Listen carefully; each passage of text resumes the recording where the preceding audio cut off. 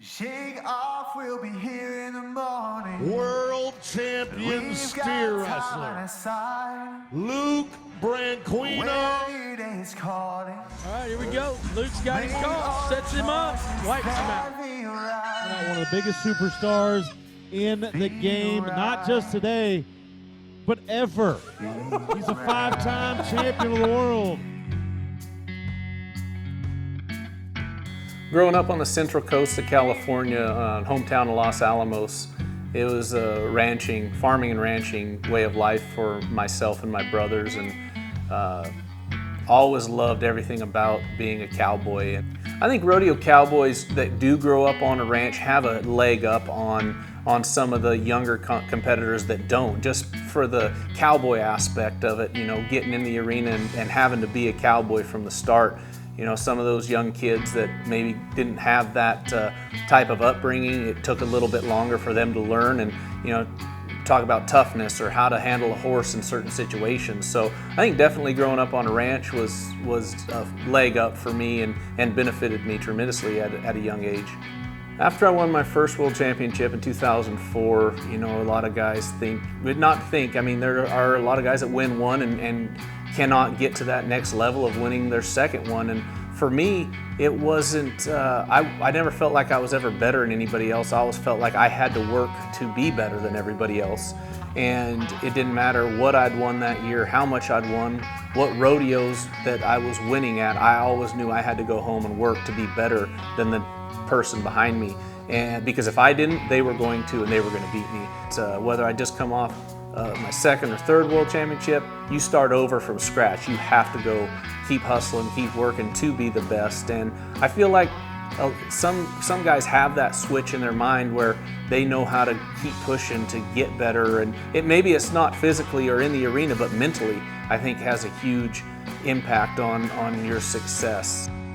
If it was negative, I shut it out, I tuned it out, I made sure the best I could to get rid of any negative thoughts out of my head and always keep those positives. If I made a bad run, I'd think about, okay, what do I need to do to fix it? And then I went straight to the positives, whether it was scoring good, catching their head good, watching my feet, or finishing. There's always a positive that you have to maintain and keep in your head, because like I said, those negative thoughts, they're like the devil. They get in there and they could swirl around and make you doubt yourself.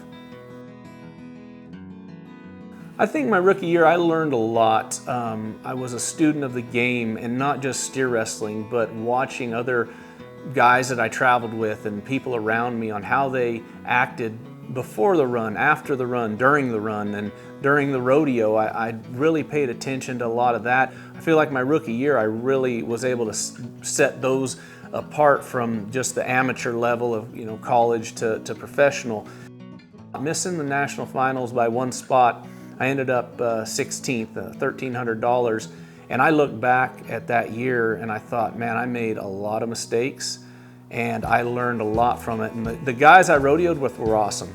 My rookie year, I will say this, I learned a lot of what to do my rookie year, and this is all aspects of rodeo, and travel and entering, steer wrestling, it didn't matter, but I also learned what not to do, and I changed that. I took the positives I gained from them and implemented it to the next years, and the negatives, I got rid of all that, because those were the things I felt like drug me down. Getting rid of all the negatives and stuff that I really focused on in 2000, my rookie year, I think helped build me to have the success that I had all the way through my career. My rookie year started off, we were in Oakdale, California. I think there were 7 of us in a cab and a half truck and a smaller living quarters trailer. So I was thinking, man, this is the life, we're rodeoing. So going to Yakima and the experience and seeing everything, you know, was real eye-opener. I didn't have any luck, but I could remember just seeing everybody there, guys I'd looked up to, Brad Gleason, that was his circuit at the time, and, you know, watching him go and a lot of those other guys, and, you know, I was like, wow, I'm really doing this. My one goal was to win the Rookie of the Year. You know, I'd seen John W. Jones, junior, senior, and guys I'd idolized and looked up to win it. So that was my goal, and I put it in my phone banner, Roy, and obviously Rookie of the Year, and I seen that every day. I had a note in my cowboy hat. When I took it off, I could look in the sweatband and I'd seen what it said, and you know, again, my goals, and that's what I wrote down. Rob Juker actually told me before I started the rodeo, write some goals down, put them in your hat, and stick to them. And then our next one was Denver, Colorado. And it's funny, we were practicing in Oakdale, and I had a bad habit of reaching in early for the steer's nose, and those guys kept telling me, you can't do that. If you reach in there too early, they're gonna hat stomp you and get on top of you.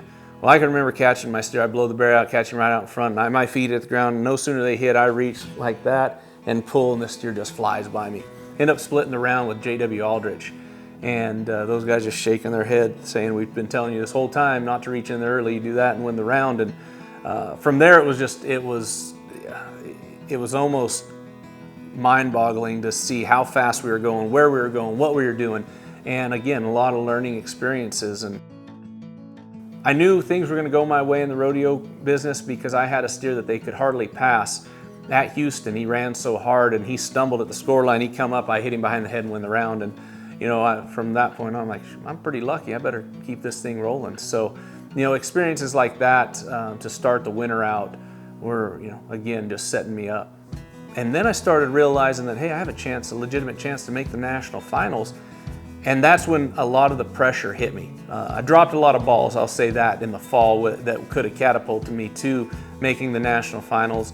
But sitting back and thinking of it, those were things I learned from that year. Even though not making the finals was a hard pill to swallow, I think those mistakes I made my rookie year just helped me become a better, stronger competitor mentally and physically through the rest of my career. Once I realized this is what I'm going to do, it was right there at the forefront, and it was the main goal of mine.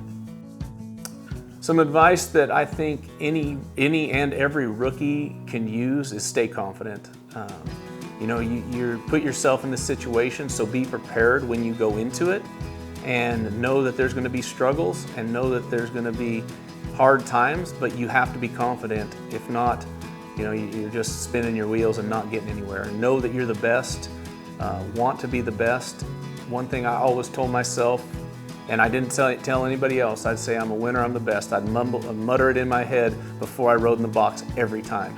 And if you could maintain that confidence level within yourself, that's just going to help you get all your goals and achieve everything you want to achieve. You can make the national finals 20 times and win the average 20 times. Go win go-rounds, win multiple gold buckles, but when it comes to Rookie of the Year, you get one chance, one shot, and that's what's the most prestigious about that to me. The booty shuffle. We live it every day.